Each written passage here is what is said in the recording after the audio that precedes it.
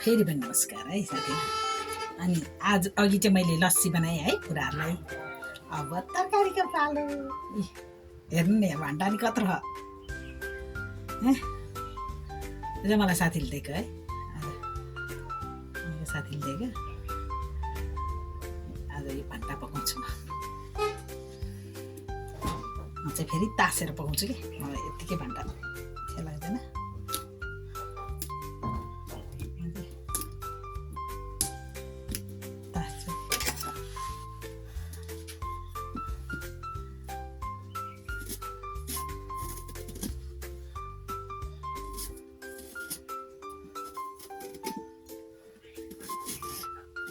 मान्छेहरू तासेर खाँदैन क्या। मलाई चाहिँ यो बोक्रा छैन। यो बोक्रा चाहिँ टरो टरो लाग्छ क्या। त्यति इच्छै लाग्दैन मलाई यो बोक्राहरू। अरूको जस्तो त्यो बत्ती सत्ती के हुन्छ नि त्यो अगाडि राख्ने बत्तीहरू त्यस्तो हुँदैन हाम्रो है। त्यही भएर हाम्रो भिडियो राम्रो पनि हुँदैन, प्रायः मान्छेले हेर्दा नि हेर्दैन। मलाई त्यति बनाउन नि आउँदैन। पहिला पहिला हावा बनाउँथेँ अनि उड्यो, अहिले छैन। अनि यो पछि खोलेको भर्खरै खोलेको मैले यो भिडियो यो टिकटकमा बनाउँदैछु है। मलाई अरूमा पो त्यति साह्रो बनाउन नि आउँदैन, मलाई भिडियो बनाउनु आउँदैन। बल्ल त्यतिकै हावातालमा गीत गाउने नाच्ने गर्छु। अनि यस्तो तरकारी पकाएको भात पकाएकोहरू पहिला पहिला हाल्थेँ मैले। माछा पकाउँथेँ, के पकाएर हाल्थेँ। प्रायः मान्छेले नहेर्ने क्या अब हाम्रो, किनभने हामी अब फेमस पनि छैन है। अनि हाम्रो त्यो मलाई एडिटहरू के भन्छ त्यस्तोहरू गर्न नि आउँदैन, वा पढाइ छैन है धेरै। अहिले सामान्य नेपाली हो आउने भनेको। अनि अब त्यो एडिट गरेर के गरेर मिलाउन नि आउँदैन। अनि युट्युबमा नि हाल्छु क्या भिडियो। कसै कुनै चाहिँ हेर्छन् साथीहरूले है, गर्छ यसो 200-400 भ्युज गर्दा नि खुसी लाग्छ क्या। हेरेछन् साथीहरूले भने जस्तो लाग्छ है। प्रायः मान्छेले हेरिदिँदैन हाम्रो भिडियोहरू।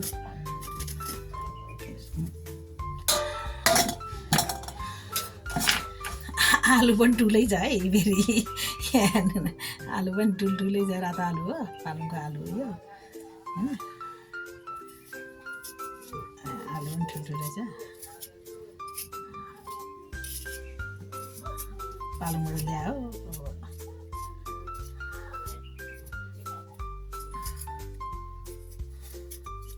पकाउँदा चाहिँ लपक्क हुन्छ क्या।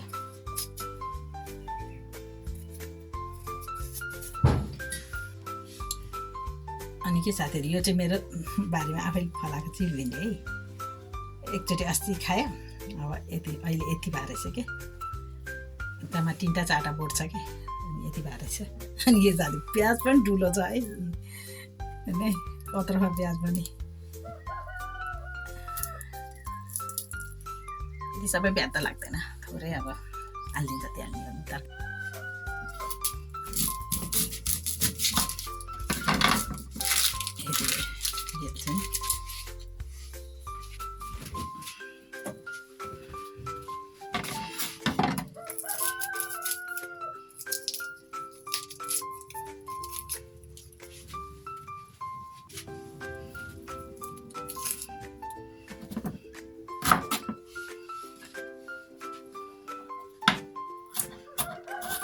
अनि के साथीहरू, मान्छेहरूले प्याज काट्दा पनि यसरी काट्छ नि।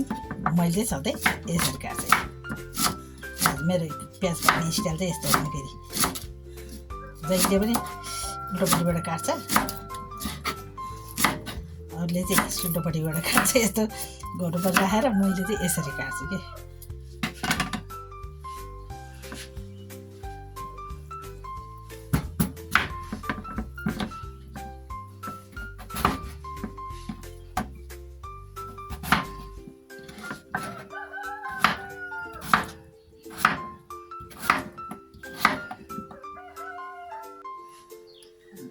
यो भान्टाको पुच्छर खान्छ नि त मान्छेले। म चाहिँ कति राम्रो रहेछ।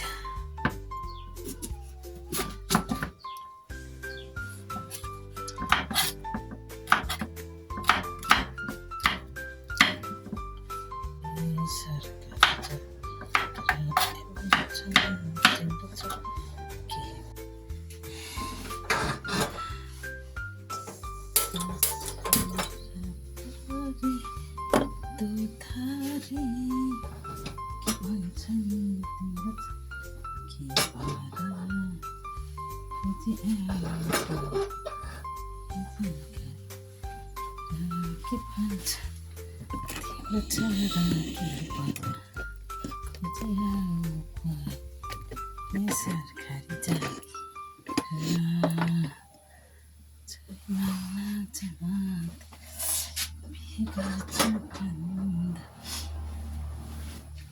ससुरा परे तारे के भन्छ तिम्रो छोरा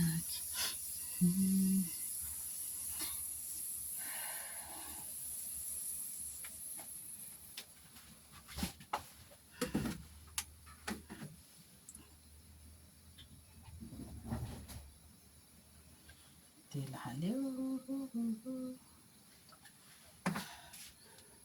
साथीहरू तेल तात्यो है अब यसमा पहिला सुरु मैले 5 फुरन हाल्छ के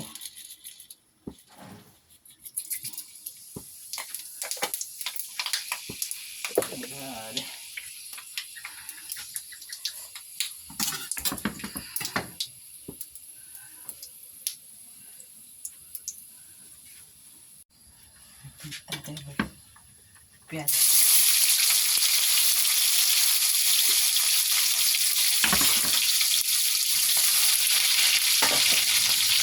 प्याज हाल्ने जाको भएपछि आलु हाल्ने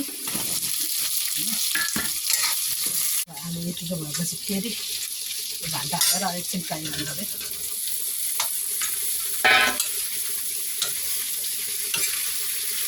भान्टा अलि फ्राई गरेपछि बेसन हाल्नु पऱ्यो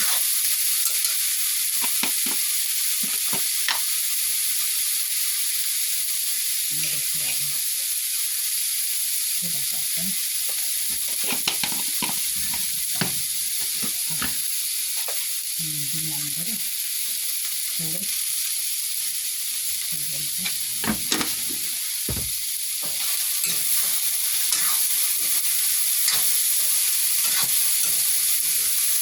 हाल्दिनँ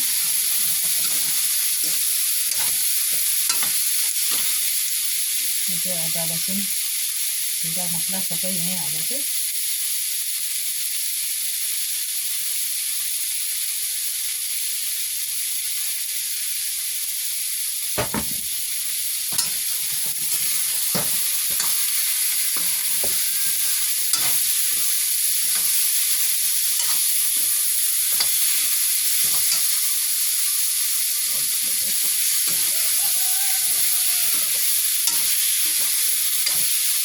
अब यसमै सँगसँगै 2टा टमाटर पनि सानो 2टा टमाटर हाल्दै अब भर्खर छोडिदिएपछि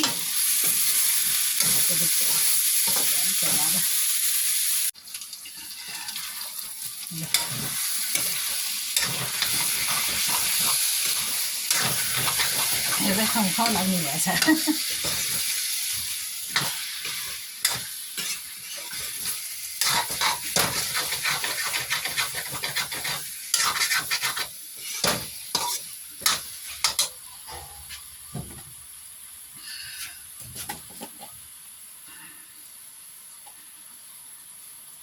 गरम मसला थोरै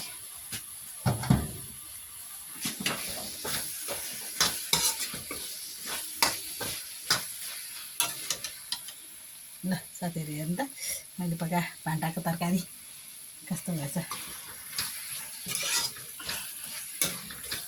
चाख्न आउनुहोस् सबैजना भान्टाको तरकारी कतिको कस्तो भयो